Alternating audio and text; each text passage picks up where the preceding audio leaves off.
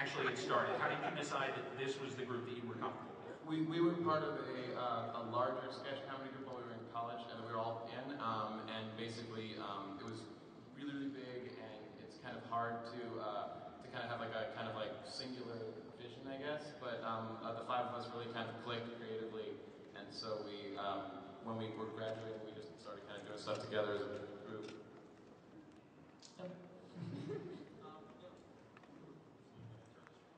Can I say something? You're part of the panel now. Yeah, no, you're here. You might as well. I disagree with how we met. How did you think we met? I disagree. Well, we were on a spaceship, right? Most of us. Well, me and Maggie were. At the time, we were engaged. Okay. We had 3 children. One named Samson. The other named Samson. There's the last one named Samson. This doesn't sound true. No, I don't think this happened. Okay, if you guys want to do this, this is fine. Do what you want. Thank you! This Pippi Longstocking, I love you, Pippi Longstocking. Don't encourage him. Anyway, we all met on the spaceship at NYU, and then here we are. It was at NYU. The NYU part is pretty NYU part is definitely true. It is, in fact, as expensive as a spaceship would have been. Yeah. We should have gotten the spaceship. Now you guys worked on the internet, you've put up shorts, you've been shooting short films for a while. Were they part of your live act as well? Did you have shorts that you would show people? Yeah, we basically never really looked at like making those short films, at least when we first started out, as sort of a means to an end. Like, there just was this thing called YouTube that just happened to happen, and basically we were only ever shooting these sketches as a way to like catalog sketches that we've been doing live. And this YouTube thing came out, and we were like, well, we don't have the money to host our own videos on our own website, so we'll just put it on this YouTube thing. And people started seeing them and getting into them. They got like linked on College Humor and other places, and people started to get into them, and it just kind of like happened that way. And so after that point, we started, because we're whores, we said, let's make more of these videos because people seem to dig them. Well, but I mean, we had been making, like, just for, like, pretty much every month, brand new stuff that pretty much no one was seeing except for, like, maybe 50 kids in an NYU hall. So we were just kind of doing it for the love of it, and then we just figured might as well show it to people. Excellent. Then how did you make the jump to say, when you're ready to make a feature film? Because it's not always easy for sketch comedy teams to make the jump to features. What was the mystery? What was the origin of the mystery team, and why was this the idea that you felt? Well, actually, Donald brought the idea to the group of doing kind of an Encyclopedia Brown, kind of like a little bit too grown up, and it's not cute anymore, but he's still acting in the same way. Basically a take on Monkey Bone. That's not true. Monkey Bone is already a film. It's not a take on Monkey Bone. It's a grown-up version of Monkey Bone. Anyway, continue. Nothing is ever going to take on Monkey Bone. Yeah, he's good. Don't worry about him. So anyway, he brought the idea to the group, and we were all super excited. We all kind of like sat in our living room and just kind of like started beating out the story together, and like a lot of the stuff that was kind of part of that original conversation is like definitely kind of still in the movie. So it was really kind of like came from a place of just like being super excited and loving the idea. Yeah, we've been doing the internet shorts for, at that point, I think almost 2 years, and we always sort of wanted to do a bigger project, a larger project, and we all, attended film school in some, ilk, and really wanted to sort of show that we could tell a traditional narrative story, and really build characters, and really, explore an idea in a longer format. Yeah, because the shorts are really just kind of like blowing out a concept and getting the hell out of there. So when we really kind of like the idea of character development, and we like the idea of character. We think character development. No, I'm sorry. He's very distracted. I'm sorry. I'm not doing anything. I can feel your eyes are like daggers. How long did it take you to grow that mustache? It took me about 4 days. That's remarkable. That is impressive. Did it grow? Well, it took me 4 days to find somebody with a mustache and then take it.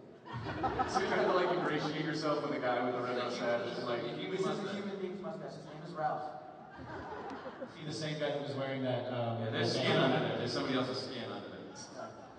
It's fine. That's disgusting. I'm sorry. Okay. I like the fact that you guys are made up equally of the performers, Dominic, DC, and Donald, and then Maggie and Dan, who plays a vital role behind the scenes. Can you talk about the role you play and sort of how you decided that this was the way it worked best for you? I think that the collaboration came about pretty organically in just how we functioned in the larger sketch group and how we felt comfortable writing together. And then Maggie and Dan just, Dan wanted to be director and was directing all sorts of shorts. So it made a lot of sense when it came time to shoot stuff that we would have Dan direct it, Maggie produce it, and kind of all of us. Yeah, it just came about very organically. The way a lot of like sketch groups, other people were approaching it is kind of like, okay, we're gonna make videos now, so we'll go and get my buddy with a camera, and he'll sort of like point it at the thing that we were already doing on stage. And we always kind of saw the filmmaking part of it as of a piece with the rest of it, and as important, if not more important than the rest of it. And we kind of brought that forward into Mystery Team. Like Dan did a really amazing job of sort of like visualizing everything in visual terms and making sure that was all laid into the script, because we do start in this sort of classic Americana place and go to more of this like film noir thing, and that was all very like visually integrated into the movie and into the way the characters see themselves. Also, we make sketches. For what it's worth, when we say sketches, we mean comedy sketches. When Donald says sketches, he thinks that we mean like sketches, like caricatures that you get like at a boardwalk or something. Yeah. Sometimes I draw myself in a boat. That's exciting. I think it is time to throw this out to you guys now for some questions from the audience. So let's go ahead and start. Hi, how you doing? Hey, Denzel. Hey, what's up, man? This question is actually for Donald. Yes. I saw on your website that you do a little bit of rapping, and this song, the trailer, is actually by you, right? That's correct. Yeah, he scored the film, the whole film. Really? That's amazing. Could you elaborate more on your career in music or your future music? Well, I like John Williams a lot. He's a good friend, confidant, but I've never met him. So I feel as though like I really wanted the film to have an epic feel. So I watched that a lot. I watched a lot about Back to the Future, and a lot of. These are true. Before he hit his head, it was a wonderful It was really great. Now that I've hit my head, most of it is just like glorified fart sounds, if you will. But not glorified. No, He just no. means through paint. When he says glorified, he Yeah. goes I'm through trying paint. something new. I like to experiment. That's just me. Well, actually, the truth, as I would say, prior to this incident, when we were making the film, it was a great collaboration. Because he was starting to do kind of some of the score while we were in pre-production, and so like I would kind of like talk to him about how I was going to make a certain scene look or what a certain shot was going to be, and then he would actually through his keyboard and this program called Logic, he would kind of like create like a little chunk of score for me, and I could put them all on my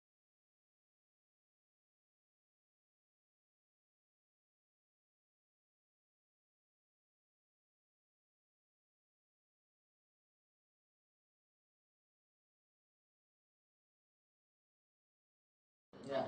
Not only did Donald do all of the sort of composing for the movie, he did all of the rap songs, all the jazz songs, every piece of Which music we really like, that because is if in you the watch the movie, Donald's rap name is Childish Gambino, and he has these songs that have been like from his like albums and stuff that he's released on the internet for free, which you should check him out. Just remember the old Donald the way he used to be. But we like in the film that kind of like throughout the movie they're in a strip club and they're at a party at like an office at the end of the movie, and like Childish Gambino songs are always playing. So like think like in this world he's big with like I'm like Kanye West in that world. Yeah, exactly. Yeah.